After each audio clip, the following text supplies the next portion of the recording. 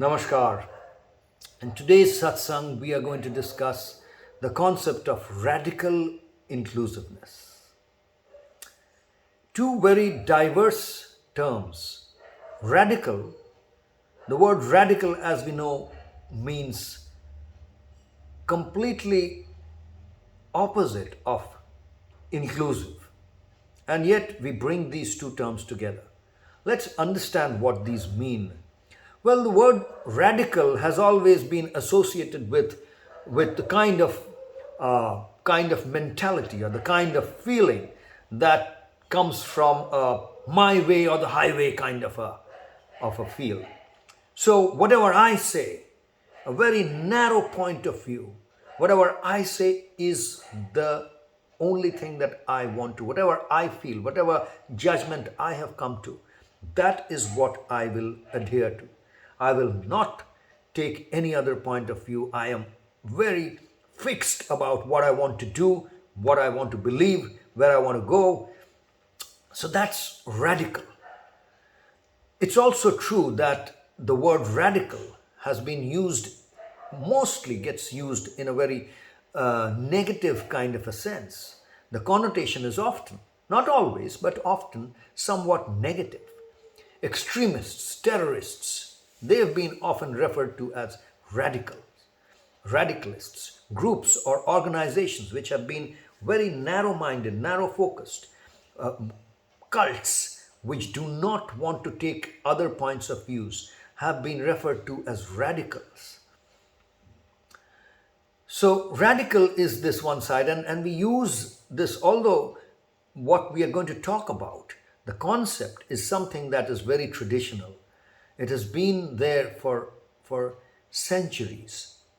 And it is been there for centuries at least. We find this kind of thought process evolved to a very great extent, evolved thought process in traditional Eastern thought processes. But uh, the point is that we are still using modern English language to really describe this thought process, because we are today a global citizen.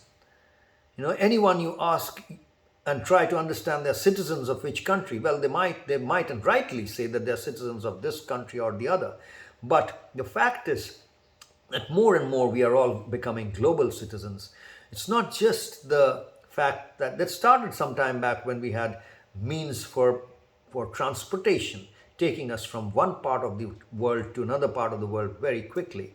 But that has given way to the internet now, by which and the ubiquity of the internet and connectivity has provided and is every day providing more and more scope for all of us, every citizen of the world, to feel like a global citizen.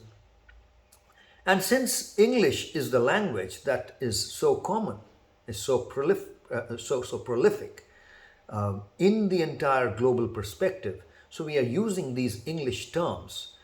But the terminology and the concept draws from a sense of tradition which is thousands of years old. It in tradition, this is also called Sarva Vaicharik Dhara. Sarva Vaicharik, as in all kinds of opinions or judgments. Dhara means a way. So Sarva Vaicharik is inclusive. So on the one hand, we have radical. On the other hand, we have the concept of inclusiveness. Diversity is so popular, so common. People in the modern West are giving the world the gift of diversity. Of course, in India, we've always had to live through a plenitude of diversity. Diverse languages, diverse religions, diverse cultures. It's a potpourri of all of this. So in our country here, this comes very naturally. The concept of diversity. We don't have to really take lessons or take courses. But even in our country today, the concept of diversity has been battered. And of course, it has been battered over centuries.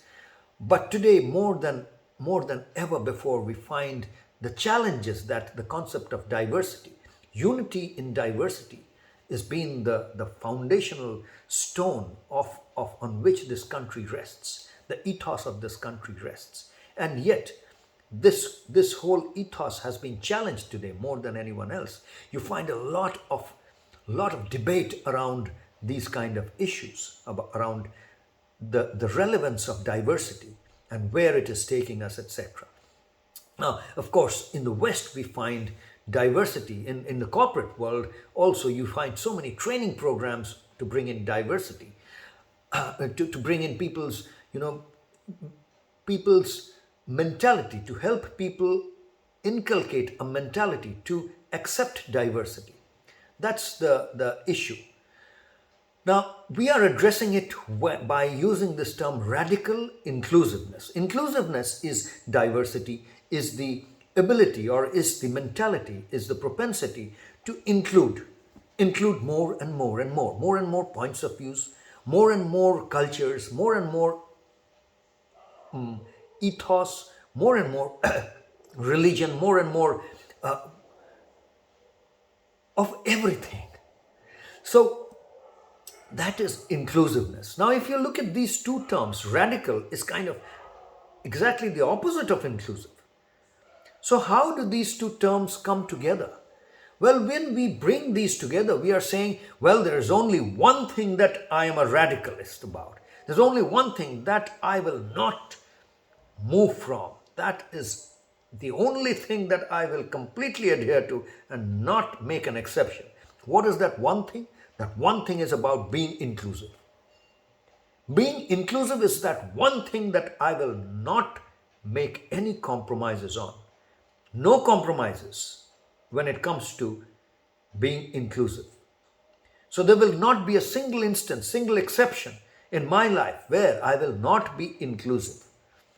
So I will always, in every point of life and every situation and every occasion, would want to include more and more and more and more and more. That's radical inclusiveness.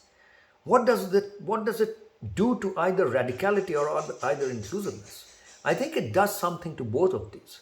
As soon as we bring these two opposite terms together, it really does something to both of these terms.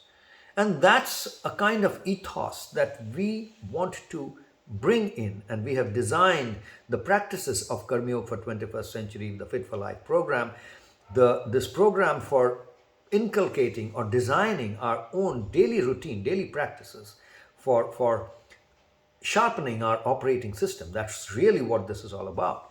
In this quest, we will bring in this sense or this concept of radical inclusiveness. That is what we are talking about. That is what this is built on.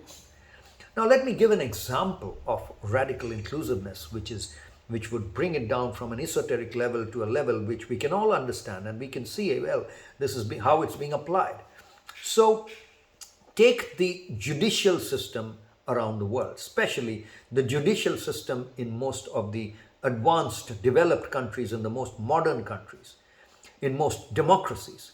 The judicial system in most democracies is based on a system where there is a judge, and the judge comes to a judgment after taking every point of view that is possible. The judge takes his or her own time, is completely patient, so it becomes an example of patience when it comes to taking point of views, considering points of views, considering opinions, considering different aspects of any particular case that is brought in front of the judge. And once they have taken all these points of views, then they form the jury and come to a jurisprudence or comes to a judgment. So this process of judiciary or coming to a judgment, we don't see this in any other society of any other animals, let's say. There are no snakes or no leopards or tigers which have created this judicial system of judges and advocates and lawyers and all that. Now, we might have complaints about this system, the way this system works all over the world. But the fact is that this is unique to us humans. We are the only ones who can do this. It's different from the fire brigade. It's different from the fire brigade. The fire brigade is there in our society also to attend to a sudden urgent matter like a fire. But life is not just about extinguishing fires all the time. Life is about solving the fundamental conflicts that come up and stare at you at every point of time. And we cannot address them in a fire brigade mode. The more human way is, well, the human society also has the fire brigade. We have nothing against that. The law enforcement system, nothing against that. The police and the fire brigade and all that. But the fact is, we also have the judicial system, which is one of the four pillars of any democratic setup, any democracy. So that's something that we really value, and we want to bring into the fundamental ethos of our Karmyog for 21st Century's Fit for Life program. So as we think about this whole program, as we get into it, as we design our own routines based on this whole concept, we need to keep in mind this concept of radical inclusiveness. How we have already designed our practices and our sadhana paddhatis, processes of doing our deep committed practice, daily routines around this concept is something that I will address on another day. But today I just wanted to share with you this concept of radical inclusiveness. I hope this made some sense to you folks. Have a great day. Take it easy and take care. Namaskar.